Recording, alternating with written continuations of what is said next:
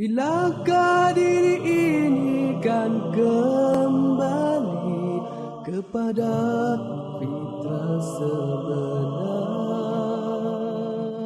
Pagiku ingat, petangku apa, begitulah silih berganti. A'udzubillahi minasyaitonirrajim. Bismillahirrahmanirrahim. Astaghfirullah rabbi wa atubu ilaihi walhamdulillahi rabbil alamin. Summa salatu wassalamu ala asyrafil anbiya'i wal mursalin habibina wa habibi rabbil alamin Abil Qasim Muhammad wa ala alihi at-tayyibin at-tahirin al-ma'sumin al-muntajabin. Amma ba'du. Assalamualaikum warahmatullahi wabarakatuh. Para pemirsa yang budiman di mana saja Anda berada, semoga Allah selalu melindungi kita dari mara bahaya, dari tipuan setan, dan selalu menolong kita dalam segala kesulitan, mempercepat kesembuhan kita, baik penyakit rohani atau penyakit badani, mempermudah ujian-ujian kita, sehingga kita menjadi orang yang selamat di dunia dan terutama di akhirat kelak. Amin ya rabbal alamin. Pada pembahasan yang telah lalu mengenai akal, kita telah sampai beberapa kesimpulan. Di antaranya akal adalah pemberian Tuhan, nikmat Tuhan terbesar. Kemudian menjadi alasan Tuhan menurunkan Al-Quran, agama. Kemudian akal untuk memahami agama atau Al-Quran, dengan catatan tidak diakal-akali, sesuai dengan ilmu akal itu sendiri sebagaimana telah dijelaskan. Kemudian jangan sesekali memversuskan Quran dengan akal, karena itu merupakan pelecehan kepada Quran itu sendiri. Kemudian walaupun kita memilih Quran, itu sebenarnya kita telah memilih akal sebagaimana telah dijelaskan. Kemudian akal ini merupakan penentu, pembeda manusia, yang membedakan manusia dari yang lainnya. Manakala tidak digunakan, maka manusia tidak bisa dikatakan manusia. Yang membuang akal berarti membuang kemanusiaannya. Kemudian yang terakhir, jangan diversuskan kepada Quran, mensyukuri akal. Nah, itu juga mensyukuri akal, ini menggunakannya. Dan akal identik dengan apa? Taat kepada Allah Subhanahu wa ta'ala. Akbil fa akbala, adbir fa adbara. Sesuai dengan riwayat hadis qudsi. Ketika Allah mencipta akal, mendekatlah, maka dia mendekat. Allah menyuruh menjauhlah, maka dia menjauh. Lalu Allah mengatakan, tidak kucipta makhluk lebih kucintai dari akal. Nah, oleh karena itu kita harus mencapai puncak akal itu, sehingga kita menjadi misdak, menjadi ekstensi, menjadi hakikat daripada akal. Kemudian sehingga layak menjadi arsy Allah, menjadi kecintaan Allah, layak dicintai oleh Allah. Dan dalam bahasa lain yang difirmankan oleh Allah, tidak cukup bagiku langit dan bumi untuk menjadi istanaku, tapi qalbul mukmin itu cukup bagiku, hati seorang mukmin. Hati yakni apa? Yakni ruh manusia. Salah satu makna dari hati sebagaimana pelajaran terdahulu, bahwa ruh juga dinamakan al-qalb.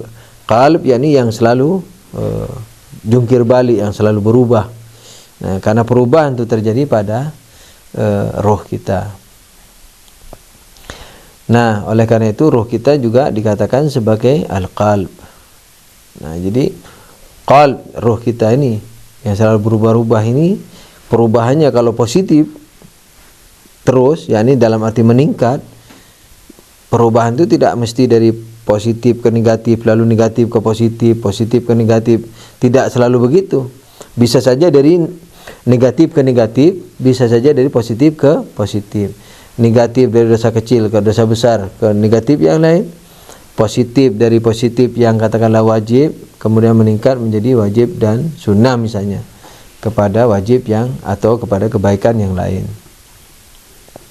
Nah, ini semuanya terjadi pada ruh manusia. Oleh karena itu, ruh dikatakan sebagai al-qalb. Ini takallub, qallabah, yakni tempat perubahan. Nah, oleh karena itu kalau akal ini kita gunakan, maka kita akan menjadi manusia dan akan lebih luas dari alam semesta ini. Sebagaimana Allah firmankan tadi, tidak cukup bagiku langit dan bumi dalam hadis qudsi untuk kujadikan arsku, istanaku, tapi hati seorang mukmin cukup bagiku. Bukan berarti Allah menjadi mahdud, menjadi terbatas, karena hati seorang mukmin bagaimanapun terbatas, tapi kurang lebih yang dimaksudkan Allah dalam hal ini, dalam firman-Nya dalam hadis qudsi ini, yakni apa? Qalbul mukmin itu jauh lebih luas daripada alam semesta ini. Gitu. Nah, jadi menyatunya manusia dengan akal berarti apa? Berarti sampainya manusia kepada makhluk yang paling dicintai, kemudian sampainya makhluk kepada posisi arsy Allah Subhanahu wa ta'ala. Masalah lain yang harus kita ketahui dalam masalah akal ini adalah apa yang sebenarnya dikatakan sebagai akal. Dalam filsafat, dalam ilmu hakikat, dalam ilmu wujud, akal itu dikatakan sebagai daya yang ada pada manusia, daya yang bisa menyimpulkan kesimpulan universal dan bisa membedakan yang baik dan yang buruk. Ini akal.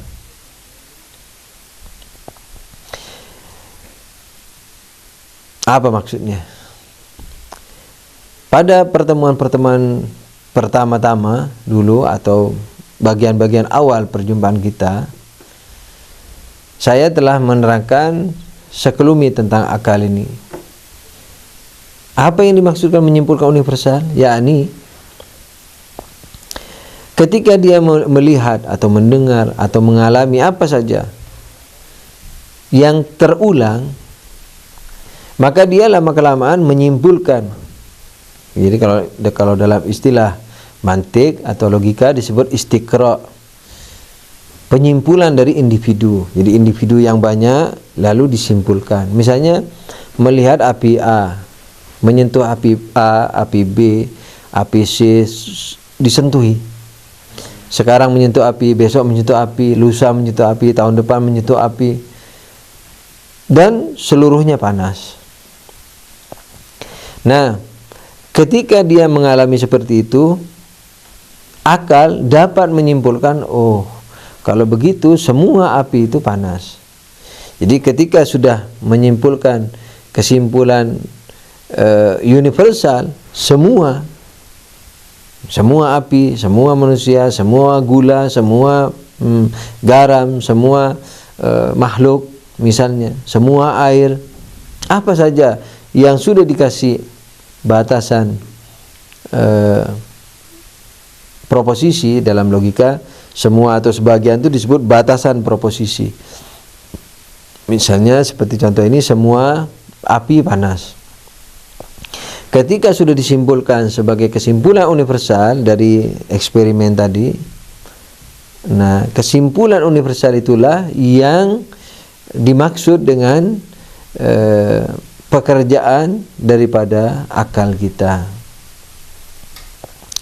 Jadi jelas para pemirsa bahwa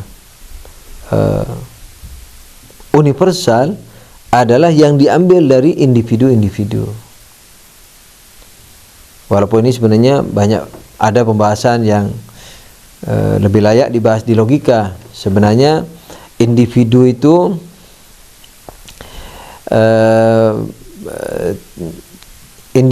ada dua sebenarnya, individu luar, ada individu dalam.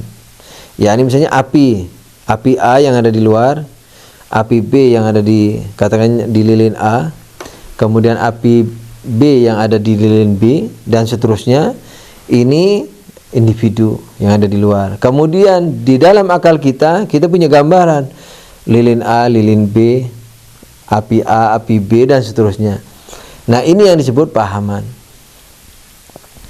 Nah, sebenarnya penyimpulan universal itu tidak langsung diambil dari individu yang ada di luar. Nah, individu yang ada di luar ini sebenarnya terekam dalam diri kita, dalam akal kita. Kemudian dari situ dikatakan bahwa apa? Bahwa api-api yang banyak dalam akal saya ini itu bisa saya simpulkan sebagai api. Jadi ketika saya simpulkan sebagai api, maka itulah kesimpulan universal atau semua api panas. Kan ada api A, ada api B, ada api C dan seterusnya. Lalu saya simpulkan api. Nah, ketika disimpulkan api, berarti api ini bisa diterapkan ke api A, api B, api C dan seterusnya. Tapi kalau api A saja, dia hanya memiliki terapan satu, yakni api A atau lilin A. Atau api A yang ada di lilin A. Tapi kalau api, maka semua api A, B, C bisa dicakupi. Ini universal namanya. Universal bisa berbentuk golongan seperti api itu no dalam istilah logika, api katakanlah, atau perkataan yang umum kita pakai dalam proposisi atau kalimat berita, semua api panas. Umpamanya semua rokok mengandung nikotin, umpamanya semua tembakau mengandung nikotin, semua nikotin merusak kesehatan, umpamanya. Nah, ini kesimpulan universal namanya.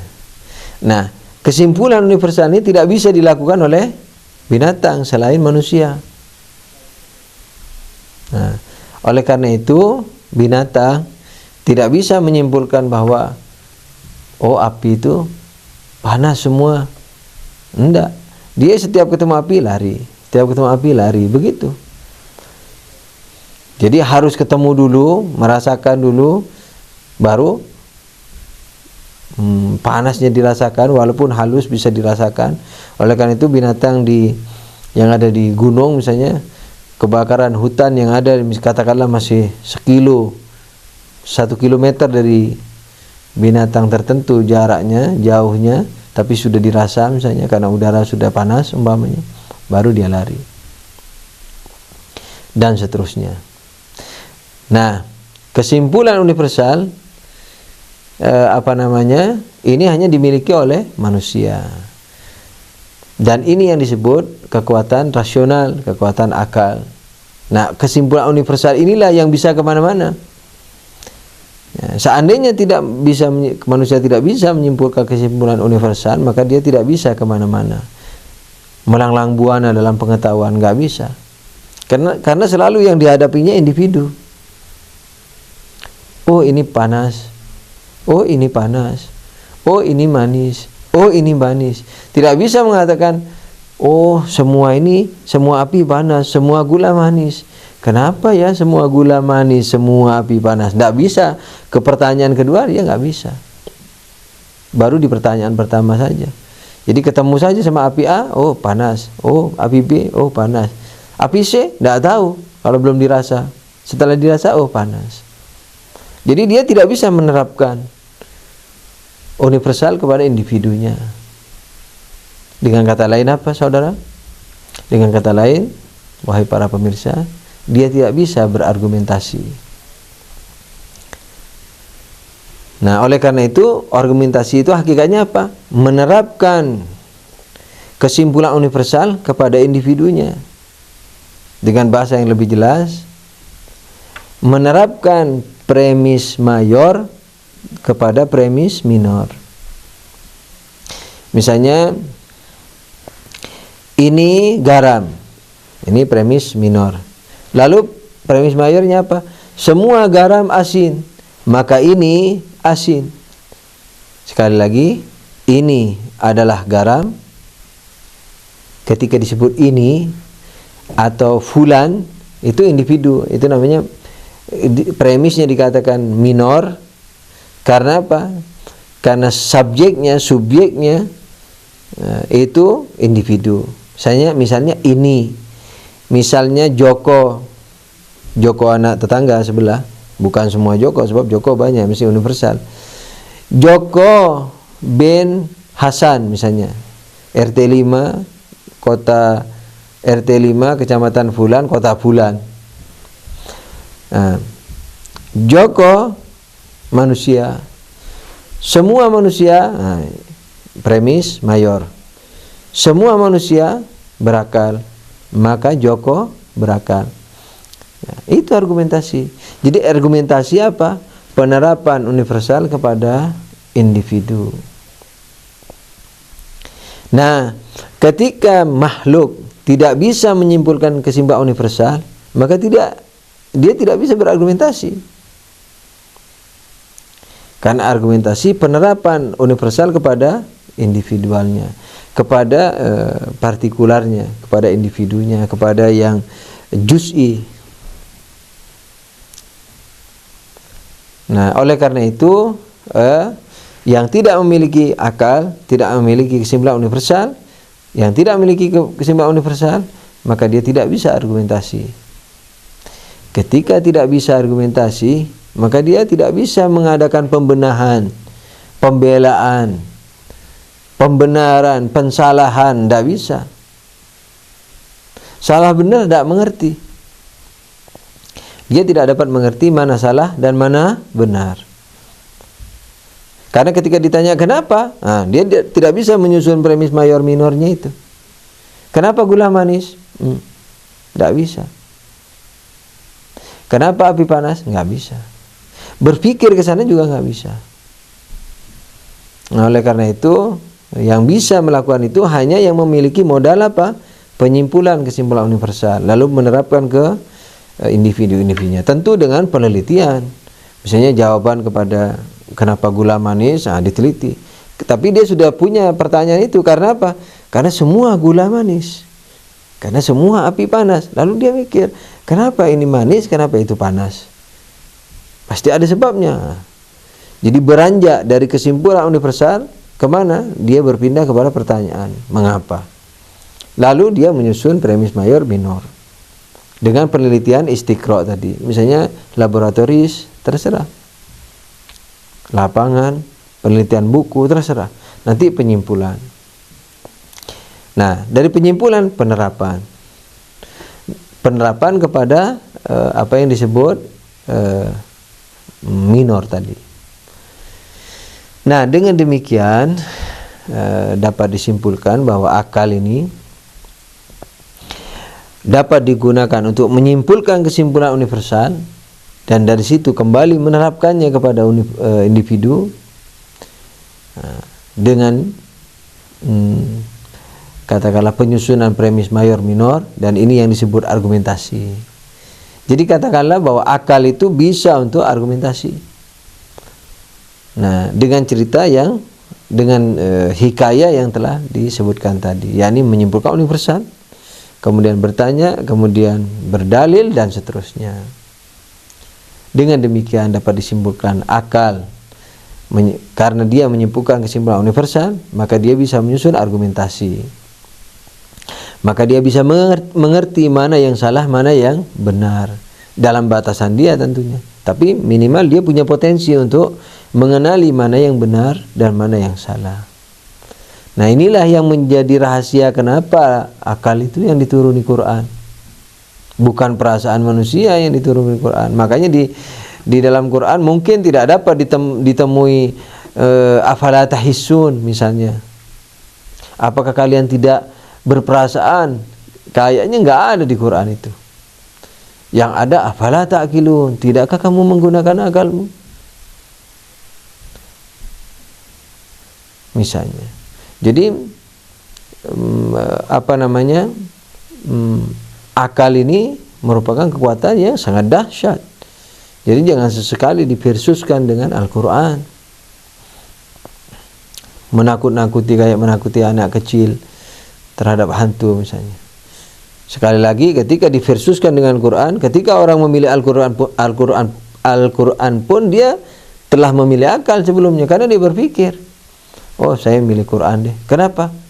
Dia tanya, karena dari Tuhan. Ya, dia berdalil itu. Jadi dia menggunakan akal untuk memilih Al-Quran.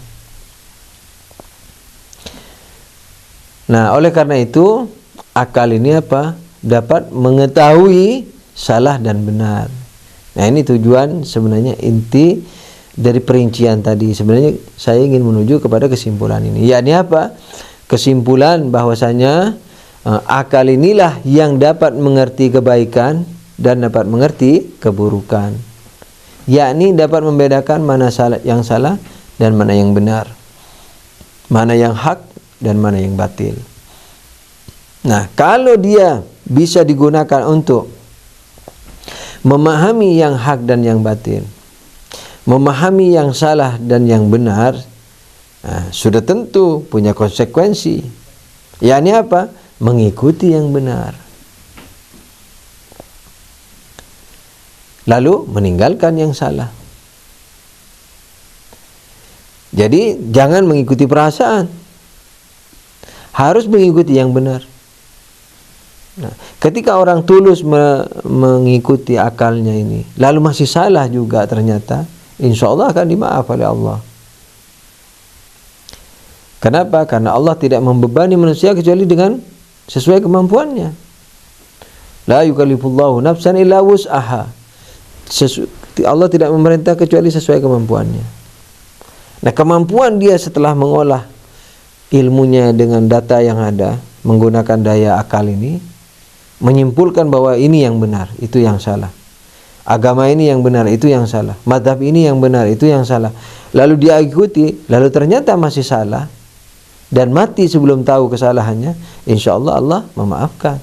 Karena Allah berfirman, yang keluar dari rumahnya muhajiran ilallah war rasul, kemudian mati di tengah jalan, maka apa? Sudah ditulis pahalanya di sisi Allah Subhanahu wa taala. Jadi yang keluar dari rumahnya hijrah kepada Allah dan Rasul, yakni hijrah kepada, bukan hanya tempat, hijrah kepada Allah masa tempat. Misalnya dari Mekah ke Madinah atau dari Madinah ke Mekah. Jadi hijrah kepada Allah yakni sangat bisa diartikan hijrah kepada, misalnya dari kebodohan kepada ilmu, dari kafir kepada iman, dari iman rendah kepada iman tinggi, dan seterusnya. Muhajir ilallah. Jadi barang siapa keluar dari rumahnya berhijrah kepada Allah dan Rasulnya, lalu dia mati di tengah jalan sebelum sampai maksudnya, maka pahalanya sudah ditulis oleh Allah Subhanahu wa taala. Tapi kalau tidak menggunakan akal, lalu dia menggunakan lahiriah ayat-ayat saja, lalu dia mendakwa yang dia pahami itu dari Quran, padahal dia sadar, kalau kita tanya apakah kamu maksum, dia bilang tidak. Kalau kamu tidak maksum, bagaimana kamu memastikan yang kamu pahami dari Quran itu bahwa itu Al-Quran yang dimaksudkan Allah? Nah, sudah ngerti sedemikian rupa, sudah sadar sedemikian rupa bahwa yang dia pahami belum tentu yang dimaksudkan Allah, karena dia meyakini ketidakmaksuman ilmunya, lalu masih nekat juga hantam sana hantam sini, syirikkan sana syirikkan sini, bid'ahkan sana bid'ahkan sini tanpa argumentasi yang jelas, ikut perasaannya, tidak ikut akalnya. Nah, maka kesalahan dia sangat mungkin tidak diampuni oleh Allah Subhanahu wa taala. Karena dia tidak hijrah kepada Allah dan kepada Rasul. Karena dia tidak mengamalkan afala ta'qilun. Tidakkah kalian menggunakan akal kalian? Tidakkah kalian berakal? Malah membuang akal dengan alasan Al-Quran. Lah, Al-Qurannya sendiri menyuruh kita menggunakan akal. Bagaimana betapa payahnya Al-Quran seandainya Al-Quran ini bercakap-cakap dengan kita, lalu orang tidak menggunakan akalnya, mendengar dia berbicara, Al-Quran berbicara, lalu orang mendengarkan tanpa menggunakan akalnya, lalu dia bertindak. Betapa sedihnya Al-Quran, betapa lelahnya Al-Quran menghadapi orang-orang seperti ini. Sementara apa? Dia mengatasnamakan Al-Quran. Nah, oleh karena itu para pemirsa yang budiman, menggunakan akal ini adalah apa? Akan mengerti kebenaran. Jadi sesuai dengan bimbingan agama dan Al-Quran. Nah, jadi akal nikmat nikmat terbesar, alasan penurunan Quran, alat untuk memahami Al-Quran, tidak bisa diversuskan dengan Al-Quran. Kemudian apa? Identik dengan taat, dan Allah akan menambah nikmatnya kepada kita. Kemudian akal ini apa? Alat untuk kesimpulan universal. Karena itu dia bisa bertanya, oleh karena itu dia bisa mencari jawaban, berargumentasi, dan membedakan kebenaran dari kesalahan. Lalu apa? Mengikuti kebenaran. Ini akal. Jadi jangan sampai akal ini dari awal sudah bekerja, sampai sudah tahu kebenaran, dia tidak ikuti. Nah, ini bukan akal. Belum akal sempurna. Makanya Amirul Mukminin alaihissalam, Imam Ali alaihissalam mengatakan kurang lebih al-alimu bila amal. Kalau dulu kita dengar kasyajar bila samar, seperti pohon tidak berbuah. Nah, itu masih mendingan, daunnya bisa buat makan binatang atau buat manusia makan. Sebagian misalnya suku di Indonesia suka memakan daun muda dari pohon-pohon misalnya. Rantingnya bisa buat kayu bakar, pohonnya masih bisa buat rumah, perahu, dan seterusnya, buat alat-alat. Masih mendingan, ada manfaatnya. Kalau diumpamakan orang alim tak beramal ibarat pohon tak berbuah, emangnya manfaat hanya dari buah. Tapi kalau Imam Ali tidak. Imam Ali mengatakan alaihissalam, al-alim bila amal laisa bi'alim. Orang alim tak beramal bukan orang alim. Nah, yakni apa kalau dalam kajian kita? Orang berakal tak beramal, tak berakal. Orang berakal tidak mengamalkan akalnya, berarti dia tidak berakal. Nah, karena akal apa? Dua pekerjaannya, mencari yang benar, kemudian apa? Mengamalkan yang benar. Akal sendiri yang menyuruh itu, harus konsekuen kamu. Gitu, akal menyuruh kita. Wahai manusia yang memiliki aku, kalian harus konsekuen terhadap yang ku ketahui, terhadap apa yang telah kau lakukan terhadapku dalam mencari kebenaran. Nah, ketika kamu dapat, kamu harus konsekuen. Ini akal. Maka itu al-alim bila amal laysa bi'alim. Orang alim tak beramal bukan alim. Orang berakal tidak beramal berarti dia tidak berakal. Saya kasih contoh misalnya, saya dengan penelitian misalnya di sini ada minuman, setelah diteliti ternyata apa? Di salah satunya itu akal saya, karena saya bawa ke laboratorium ini minuman ini, karena saya takut ada racunnya. Saya bawa ke laboratorium, ternyata ketemu di antara 10 gelas yang ada air minumnya itu 1 ada racunnya. Lalu saya minum. Anda sendiri mungkin tertawa, tersenyum mendengar penjelasan saya ini. Nah, itulah akal yang tidak konsekuen. Padahal kita sering memposisikan memposisikan diri kita seperti ini. Sudah tahu maksiat, masih dilakukan. Kalau kita contohkan dengan minuman racun, kita tertawa. Tapi maksiat kita tidak tertawa, langsung kita mengatakan apa? Manusia mahalul khata' wa nisyan. Apa hubungannya dengan lupa? Apa dengan hubungannya dengan khata'? Khata' keliru tidak dosa. Mau minum misalnya air terkeliru bir, tidak dosa. Mau minum air lupa kalau itu bir, tidak dosa. Padahal ini sengaja, sudah tahu ada bir, sudah tahu racun diminum. Nah, ini dosa.